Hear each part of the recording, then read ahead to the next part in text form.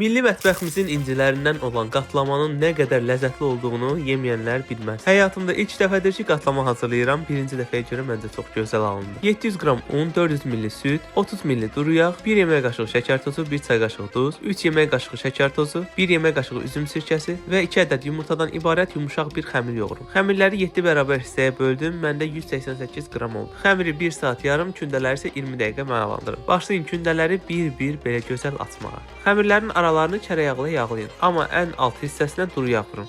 Ən alt bölümünə duru yağ vurmasanız xəmirləri bükəndə kərə yağı donar və xəmirlərinizi cırar. Proses hələ ki eyni qoğaldakı kimi davam edir. Təbii ki içli əlavə etmədən. Bir dəfə belə düzünə, bir dəfə də tən ortadan kəsin.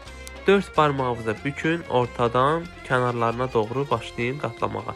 Tam videoda gördüyünüz kimi. Başlayırıq qızğın duru yağın içərisində bir-bir qızartmağa. Bir çubuq və yaxud da çəngəl vasitəsilə kənarlarını açın. Elə olanda yağlar aralarına girir, daha da ləzzətli xırçıltı edir. Mən quru, çox xırçıltılı bu formada sevirəm, amma istəsəniz siz çox qurutmaya bilərsiniz. Şəkər pudrası, şəkər tozu, sumaqla şəkər tozunu qarışdırıb da elə də əlavə edə bilərsiniz. Bir bunun qatlarına baxın. Dəhşət.